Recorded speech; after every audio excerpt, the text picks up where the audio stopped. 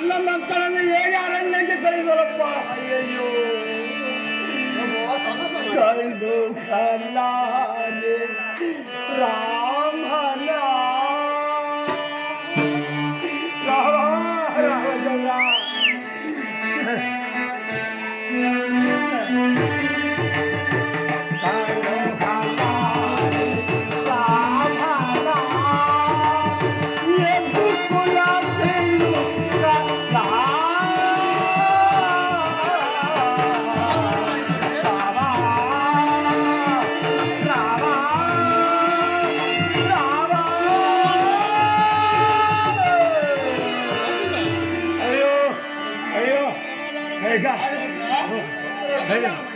ಅಯ್ಯೋ ಸುಮಿತ್ರಾ, ಕೌಶಲ್ಯ ನನ್ನ ಮಗನನ್ನು ಹೇಗೆ ಅರಣ್ಯಕ್ಕೆ ಕರೆದರೆ ರಾಮ ರಾಮಚಂದ್ರ. ಅಯ್ಯೋ ಅಯ್ಯೋ ನಿನ್ನನ್ನು ಸಾವಿರಾರು ವರ್ಷ ತಪಸ್ಸು ಮಾಡಿ ಪಡೆದ ಕಂದ. ಅಯ್ಯಯ್ಯೋ ಅಯ್ಯೋ ರಾಮ ರಾಮ, ನಿನ್ನ ಅಭ್ಯೋದಯವನ್ನು ನೋಡುವ ಭಾಗ್ಯವು ನನ್ನ ಈ ಅಡೆಯಲ್ಲಿ ಬರೆಯಲಿಲ್ಲವೇನೋ ಕಂದ. ಅಯ್ಯೋ ಅಯ್ಯೋ ರಾಮಚಂದ್ರ, ನಿನ್ನ ಪಟ್ಟಾಭಿಷೇಕವನ್ನು ನಾನು ನೋಡಿ ನಾನು ಈ ವಯಸ್ಸು ಮರಣವನ್ನಪ್ಪೋರೆಂದರೆ ಅದಕ್ಕೂ ಇವಳ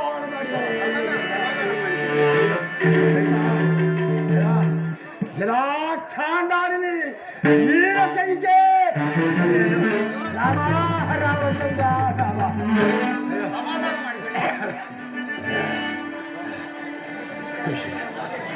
ರಾಜಪುತ್ರ ಸಮಾಧಾನ ಮಾಡಿಕೊಳ್ಳಿ. ರಾಜಪುತ್ರ, ಭರತನಿಗೆ ಪಟ್ಟಾಭಿಷೇಕ ಆದರೂ ಆಗಲಿ, ಶ್ರೀರಾಮನನ್ನು ಕಾಡಿಗೆ ಕಳಿಸಬೇಡ ತಂದೆ. ಸ್ವಾಮಿ ಕೌಶಲ್ಯ, ಕಠೋರ ತೆಗೆದ ಕಠಿಣವಾದ ಇವನ ಮುಖ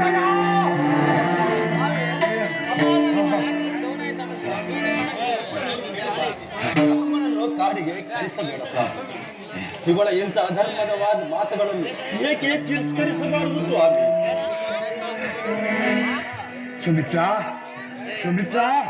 ಸತ್ಯ ಸುಂದರರಾದ ನಾನು ದಶರಥ ಚಕ್ರವರ್ತಿ ಎಂದಿಗೂ ಕೊಟ್ಟ ಮಾತನ್ನು ತಪ್ಪಿ ನಡೆಯುವುದಿಲ್ಲವೆಂದು ಈ ಹೀರ ಕಾಂಡಾಡಿಗೆ ಭಾಷೆಯನ್ನು ಕೊಟ್ಟಿರುವ ನಮ್ಮ ಹಬ್ಬ. ತಂಗಿ, ನೀನು ಚಿಕ್ಕವಳಾದರೂ ಕಾಲಿಗೆ ಬಿದ್ದು ಬೇಡಿಕೊಳ್ಳುವೆನು. ಭರತನಿಗೆ ಪಟ್ಟಾಭಿಷೇಕ ಆದರೂ ಆಗಲಿ, ಶ್ರೀರಾಮನನ್ನು ಗಾಳಿಗೆ ಕಳಿಸಬೇಡ ತಂಗಿ. ನಿನ್ನ ಮಾತುಗಳನ್ನು, ನಿನ್ನ ಟಕ್ಕು ಮಾತುಗಳನ್ನು ನಾನು ಬಲ್ಲೆನು. ನಿನ್ನ ಬೇಡವೇ ಮಾತುಗಳಿಗೆ ನಾನು ಬೆರಗಾಗುವುದಿಲ್ಲ. ಛೀ, ದೂರ ನಿಲ್ಲು.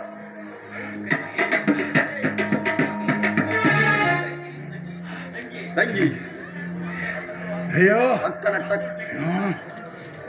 ಮಾತೇನು ಮಾಡಲ್ಲ. ಅಯ್ಯೋ ಸುಮಿತ್ರಾ, ಮಾತಾಡಮ್ಮ. ಯಾಕೆ ನಿನ್ನ ಮಕ್ಕಳ ವನವಾಸಕ್ಕೆ ಹೋಗುತ್ತದೆ ಅಂತ? ಅಯ್ಯಯ್ಯೋ ಅಯ್ಯೋ ಕೌಶಲ್ಯ, ಸುಮಿತ್ರಾ, ಇವಳನ್ನು ಬದಿವಾಗಿ ನನ್ನ ಮಕ್ಕಳು ಗಿಡಪಾಡಾದವಲ್ಲಮ್ಮ, ಕೈಕ ಇದಕ್ಕಾದರೂ ಸಂಬಂಧಿಸಿ ನಾನೇ 14 ವರ್ಷ ವನವಾಸವನ್ನು ಮಾಡುತ್ತೇವೆ. ನೋಡಿ ಕೈಕ, ಇದಕ್ಕಾದರೂ ಸುಮಿಸಿ ನಿನಗೆ ಕೈ ಮುಗಿದು ಬೇಡಿಕೊಳ್ಳುತ್ತೇನೆ. ಕೈ ಮುಗಿದು ಬೇಡಿಕೊಳ್ಳಿ. ಇಲ್ಲ, ನಾನು ಯಾರ ಮಾತನ್ನು ಕೇಳುವುದಿಲ್ಲ. ಭರತನಿಗೆ ಪಟ್ಟಾಭಿಷೇಕ ಮಾಡಬೇಕು. ಜನವು ರಾಮನನ್ನು ಬೇಡ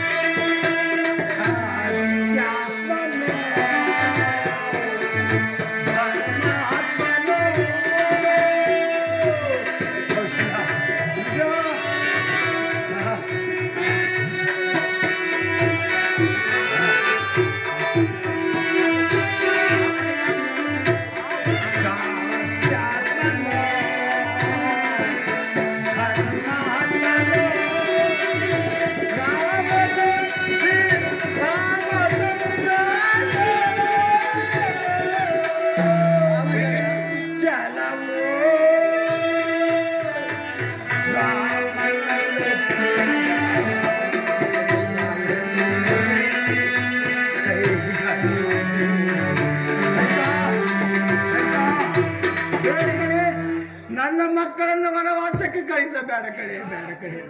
ಅಯ್ಯೋ ಕೈಕಾ, ಇದಕ್ಕಾದರೂ ಸಮ್ಮತಿಸೆ, ಇದಕ್ಕಾದರೂ ಸಮ್ಮಿಸೆ. ಏ ಕೈಕಾ, ಕೊಡೆಯಲ್ಲಿ ಕೈಕಾ, ಇದು ನೋಡೆ, ಇದು ಕೈಯಲ್ಲ ಕಡೆ, ನಿನ್ನ ಕಾಲು ನಾನು ನಿಮ್ಮ ಯಾರ ಮಾತನ್ನು ಕೇಳುವುದಿಲ್ಲ. ರಾಮನೇ ಅರಣ್ಯವಾಸಕ್ಕೆ ಹೋಗಬೇಕು, ಅರಸನಿಗೆ ಪಟ್ಟಾಭಿಷೇಕವಾಗಲೇಬೇಕು. ಕೊಡೆ, ಈ ಪಾಪಿಯ ಕೈಲಿ ನೀನನ್ನು ಸಹಾಯ ಕುಡಿಯುವುದಿಲ್ಲ.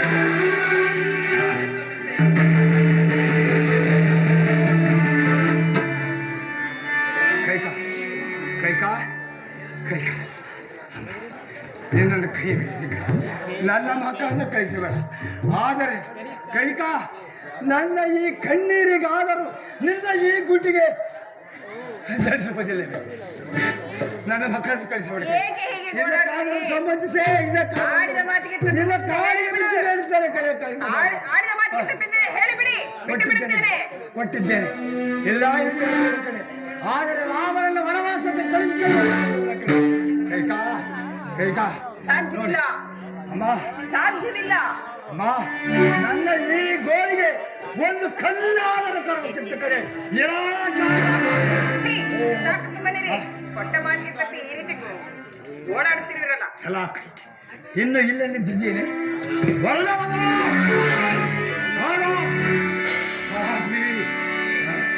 ಅರೆ ಬುದ್ಧ, ಸಮಾಧಾನ ಮಾಡಿಕೊಳ್ಳಿ.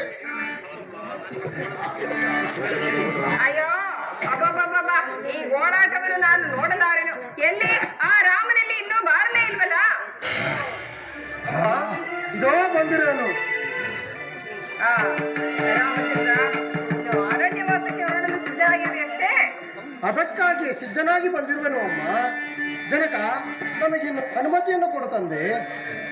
ಅಯ್ಯೋ ರಾಮಚಂದ್ರ, ನಿನಗೇನೆಂದು ಅನುಮತಿಯನ್ನು ಕೊಡಬೇಕು ಕಂದ. ಅಯ್ಯೋ ರಾಮ, ಸೀತಾ, ಲಕ್ಷ್ಮಣ, ಮಾವನವರೇ, ಮಾವನವರೇ, ಪತಿಯ ಸಂಗಡ ವನವಾಸಕ್ಕೆ ಹೊರಟಿರುವ ನನ್ನನ್ನು ಆಶೀರ್ವದಿಸಿ ಕಳಿಸಿಕೊಡಿ. ಮಗಳೇ, ನಾನೇನೆಂದು ಆಶೀರ್ವಾದ ಕೊಡೋಣ ಮಗಳೇ. ಅಮ್ಮ, ನನ್ನ ಮಗಳೇ, ನನ್ನ ಸೊಸೆಯೇ, ನನ್ನ ಅಮ್ಮ, ನೀನು ನೀನು ನನ್ನ ಸೊಸೆಯಲ್ಲಮ್ಮ, ನನ್ನ ಮನೆಯ ಭಾಗ್ಯ ತೋರಿದರೆ. ಅಮ್ಮ, ನೀನು ಈ ಭೂತಾಯಿ ಮಗಳೇ, ನೀನು ನನ್ನನ್ನು ಬಿಟ್ಟು ಹೋಗಬೇಡ ಮಗಳೇ, ನನ್ನನ್ನು ಬಿಟ್ಟು ಹೋಗ. ಹೇಗೆ ಸಾಧ್ಯ ಮಾವನವರೇ?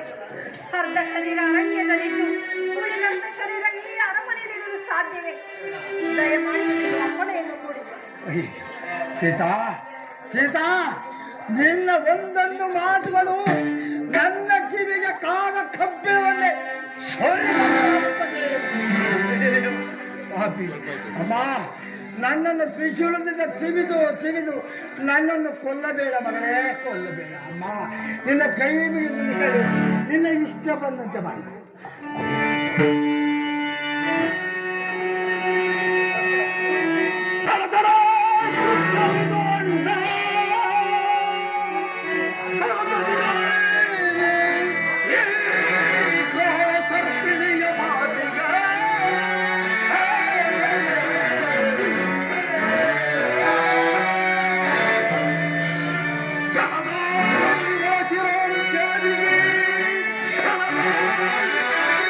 Yeah.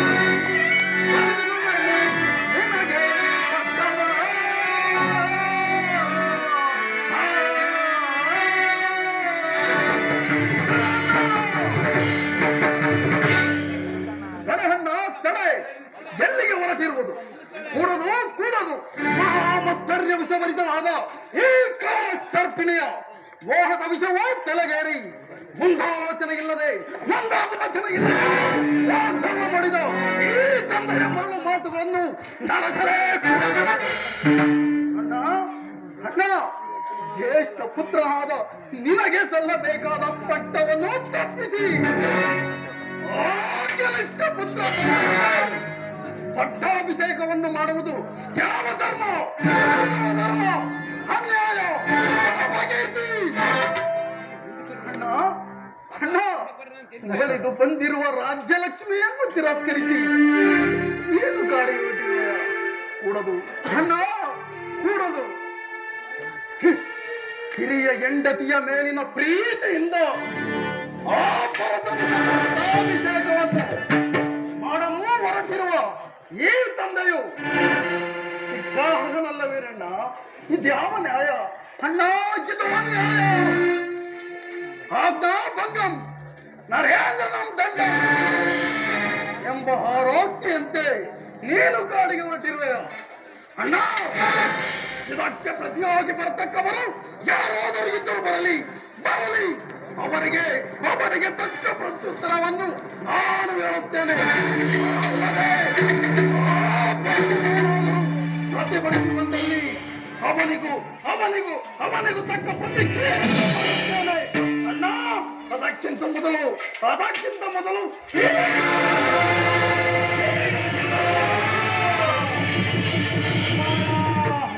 ಲಕ್ಷ್ಮಣ, ಸಹಿಸು, ಶಾಂತನಾಗುತ್ತಮ್ಮ. ತಮ್ಮ, ನನ್ನ ಮೇಲಿನ ಪ್ರೀತಿಯ ಉದ್ದೇಶದಿಂದ ಈ ರೀತಿಯಾಗಿ ಮಾತನಾಡುತ್ತಿರುವೆ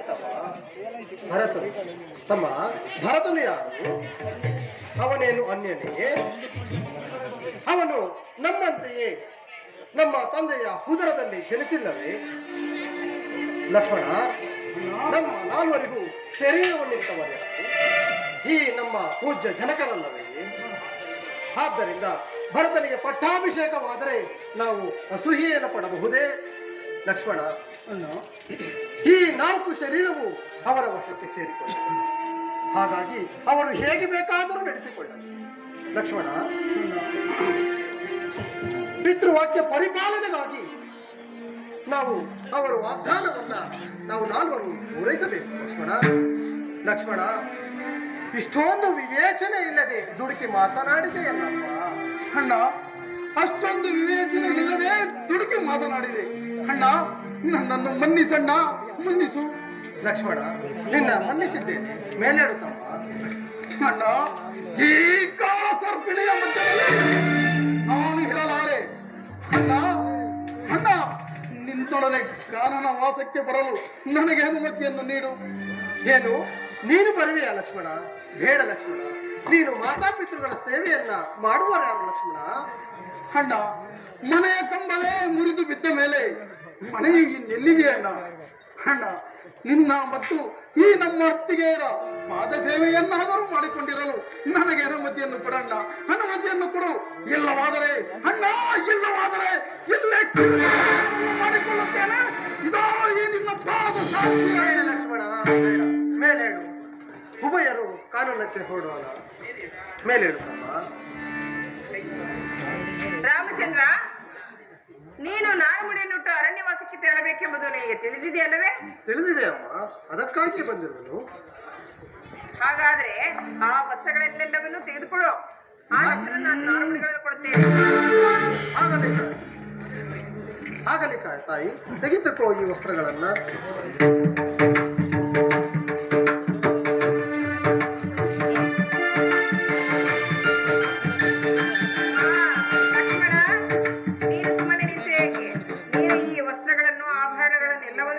ನಾನು ಕೊಡುವ ನಾರುಮುಡಿಗಳನ್ನು ಮಾತ್ರ ನೀನು ಕೂಡ ಧರಿಸಬೇಕು. ಏನು, ನನಗೂ ಕೊಡುವೆಯಾ? ರಾಮಚಂದ್ರ, ತೆಗೆದುಕೋ ನಾರುಮುಡಿಯನ್ನು. ಕೊಡು ತಾಯಿ. ಸೀತಾ, ತೆಗೆದುಕೋ ನೀನು. ಯಾರಿಗೆ ಕೊಡುತ್ತಿರುವೆ ನಾರುಮುಡಿ? ಸೀತಾ ಅವರ ತವರು ಮನೆಯಿಂದ ಪಟ್ಟ ಹುಡುಗರ ಭಾಗ್ಯವನ್ನು ಕೇಳಲು ನಿನಗೆ ಯಾವ ಅಧಿಕಾರವಿದೆ? ಛೇ ಚಾಂದಾಣಿ, ನಿನಗೆ ಕೇಳು ಸಂಭವಿಸದೇ ಬಿಡದು. ಪೂಜ್ಯರೇ, ಸ್ವಲ್ಪ ತಡೆಯಿರಿ. ನನ್ನ ಪತಿಯೇ ನಾರ್ಮುಡಿಯನ್ನು ಧರಿಸಿರುವಾಗ ನನಗೆ ವಸ್ತ್ರಾಭರಣಗಳ ಅವಶ್ಯಕತೆಯಾದರೂ ಏನಿದೆ? ಅಮ್ಮ ಸೀತಾ, ಜಗನ್ಮಾತ, ನಿನ್ನ ಪತಿಯ ಒಂದು ಧರ್ಮವನ್ನು ನಾನು ಚೆನ್ನಾಗಿ ಬಲ್ಲೆ ತಾಯಿ. ಹೋಗು, ಆ ತಾರೆಯು ಚಂದ್ರನನ್ನು ಹಿಂಬಾಲಿಸಿದಂತೆ ಈ ರಾಮಚಂದ್ರನನ್ನು ಹಿಂಬಾಲಿಸಿ. ರಾಮಚಂದ್ರ, ಲಕ್ಷ್ಮಣ, ನಿಮ್ಮ ಈ ವಯೋವೃದ್ಧ ತಂದೆಯು ನಿಮ್ಮ ಅರಣ್ಯವಾಸದ ಅನುಮತಿಯನ್ನು ಹೇಗೆ ತಾನೇ ನೀಡಿಯಾರು? ನಿಮ್ಮ ವನ ಪ್ರಯಾಣಕ್ಕೆ ಎಲ್ಲವೂ ಸಿದ್ಧವಾಗಿದೆ, ತಾವಿನ್ನು ಹೊರಡಬಹುದು. ಜನಕ, ನಮಗಿನ್ನು ಅನುಮತಿಯನ್ನು ಕೊಡು. ಜನನಿ, ನಮಗಿನ್ನು ಅನುಮತಿಯನ್ನು ಕೊಡು. ಮಂತ್ರಿ, ನನ್ನ ಮಕ್ಕಳಿಗೆ 14 ವರ್ಷ ಆಗುವಷ್ಟು ಸಕಲ ಸಾಮಗ್ರಿಗಳನ್ನಾದರೂ ಕೊಟ್ಟು ಕಳಿಸುವ ಮಂತ್ರಿ. ಪ್ರಭು, ಇಲ್ಲ, ಹೋಗಬೇಡ. ಇಲ್ಲ, ಏನು ರಾಮನಿಂದ ಎಲ್ಲವೂ ಹೋಗಬೇಕೆ? ಕೂಡದು ಕೂಡಲು ಕೂಡದು ಕೂಡದು ಕೂಡದು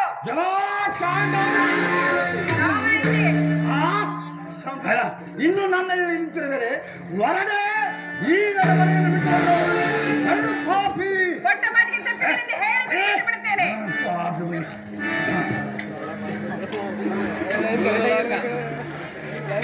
ಜನಕ, ನಮಗಿನ್ನು ಅನುಮತಿಯನ್ನು ಕೊಡುತ್ತದೆ. ಶಾಂತರಾಗುತ್ತದೆ. ನಾನೇನೆಂದು ನಿಮಗೆ ಅನುಮತಿಯನ್ನು ಕೊಡಲು ಕಂದ? ಅಯ್ಯೋ ಅಮ್ಮ, ನಮಗಿನ್ನು ಅನುಮತಿಯನ್ನು ಕೊಡುತ್ತಾರೆ. ಅಮ್ಮ, ಅಣ್ಣ ಮತ್ತು ಅತ್ತಿಗೆಯರ ಪಾದ ಸೇವೆಯನ್ನು ಮಾಡಿಕೊಂಡಿರಲು ನಾನು ಕಾನನಕ್ಕೆ ಹೊರಟಿದ್ದೇನೆ. ತಾಯಿ, ನನಗೆ ಆಶೀರ್ವದಿಸಿ.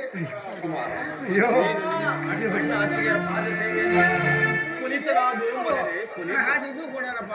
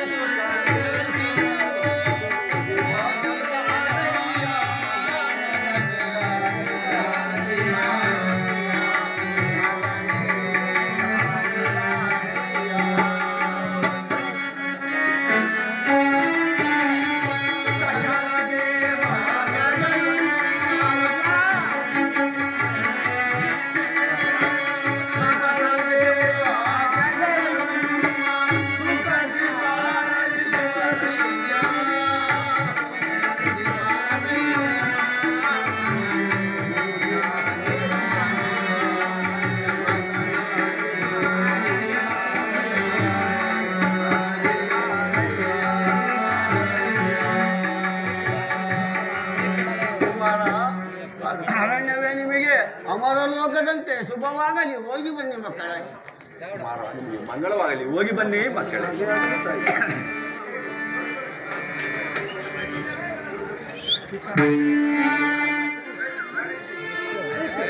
ಜನಕ, ನಮಗಿನ್ನು ಅನುಮತಿಯನ್ನು ಕೊಟ್ಟು ಆಶೀರ್ವದಿಸುತ್ತದೆ. ನಿಮಗೇನೆಂದು ಆಶೀರ್ವಾದ ಮಾಡಲೇ ಕಂದ? ಅಯ್ಯೋ ರಾಮಚಂದ್ರ, ರಾಮಚಂದ್ರ, ಲಕ್ಷ್ಮಣ, ಹುಟ್ಟಿದ ನಿನ್ನಂತ ಒಬ್ಬ ಮಗನುಟ್ಟಬೇಕು. ಲಕ್ಷ್ಮಣ, ನೀನು ಸಕಲ ಗುಣದಲ್ಲಿಯೂ ಸಂಪನ್ನನಪ್ಪ. ಅಪ್ಪ ಸೀತಾ, ನನ್ನ ಮಗನೇ, ನೀನು ನನ್ನ ಸೊಸೆಯನಮ್ಮ. ತಾಯಿ, ತಾಯಿ, ನೀನು ಈ ಭೂಮಿ ತಾಯಿ, ಈ ಭೂಮಿ ತಾಯಿ. ಸೀತಾ, ಸೀತಾ,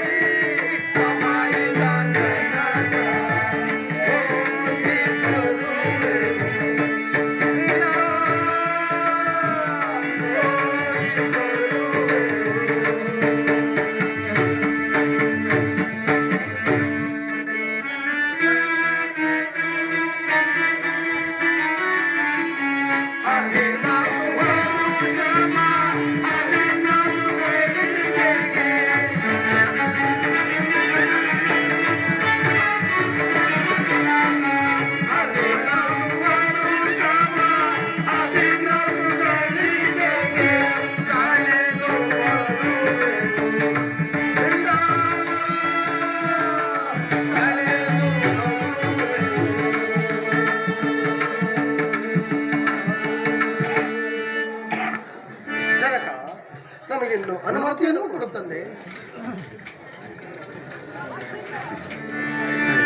ರಾಮ ರಾಮ ಲಕ್ಷ್ಮಣ ಎಲ್ಲರೂ ಹೊರಟು ಹೋದಿರ ಕಂದ. ಅಯ್ಯಯ್ಯೋ, ನನಗೆ 4 ಮಕ್ಕಳಿದ್ದರೂ ನನ್ನೆಲ್ಲ ಬಿಟ್ಟು ಹೋದರು ಕಂದ. ಅಯ್ಯೋ,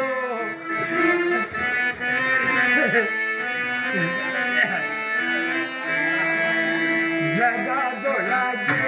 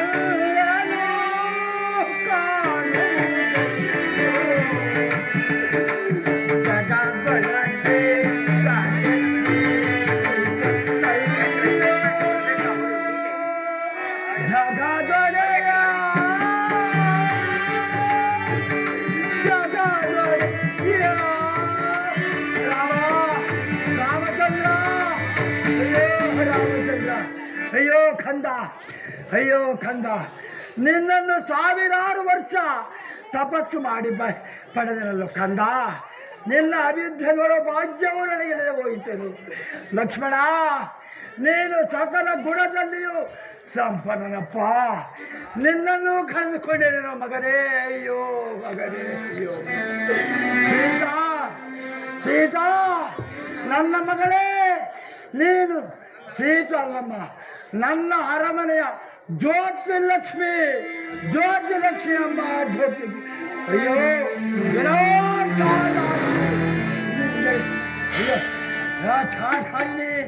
ಅಯ್ಯೋ ಅಯ್ಯೋ ರಾಮ, ರಾಮಚಂದ್ರ, ಏನು ಮಾಡಲಿ? ಅಯ್ಯೋ, ಇದು ತಾಂಡವ ಮುನಿಗಳ ಶಾಪ. ಇದು ತಾಂಡವ ಮುನಿಗಳ ಶಾಪ. ಹಿಂದೆ ಉತ್ತರ ಯಥಾನದಲ್ಲಿ ಬೇಟೆಗೆಂದು ನಾನು ಕುಳಿತಿರುವಾಗ ಆ ಶ್ರವಣ ಕುಮಾರನು ಬಂದು ನೀರನ್ನು ತುಂಬಲು ಬಂದು ಯಾವುದೋ ಪ್ರಾಣಿಯನ್ನು ತಿಳಿದು ಮಾಡುವುದಕ್ಕೆ ಬಾಣಪ್ರಯೋಗ ಆಗ ಹಾ ಎಂದು ಮೂರ್ಛೆ ಹೋದ ಆ ಶ್ರವಣ ಕುಮಾರನು ಅವನನ್ನು ಹೊತ್ತು ಆ ತಾಂಡವ ಮುನಿಯ ಬಳಿಗೆ ತರಲು ರಾಮಚಂದ್ರ, ಲಕ್ಷ್ಮಣ, ಸೀತಾ ಯಾರು ಇಲ್ಲದ ಸಮಯದಲ್ಲಿ ನಿನಗೆ ಮರಣ ಎಂದ ತಾಂಡವ ಮುನಿ. ಅದೇ ಶಾಪ. ಅಯ್ಯೋ, ಅದೋ ನನಗೆ ಪುಷ್ಪಕ ವಿಮಾನ,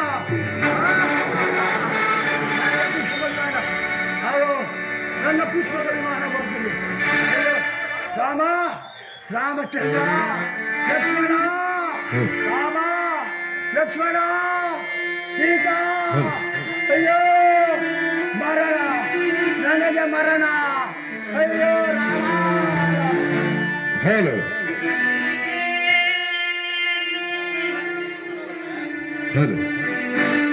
ಕುರುಡಾಯಿತ ಭಾರತ ಮಾತೆ, ಕುರುಡಾಯಿತ ಭಾರತ ಮಾತೆ,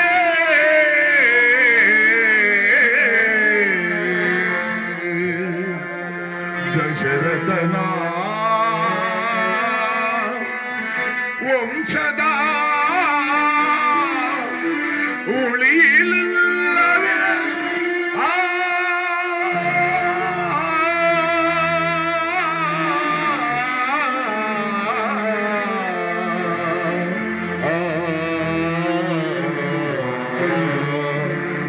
ಸೀತೆ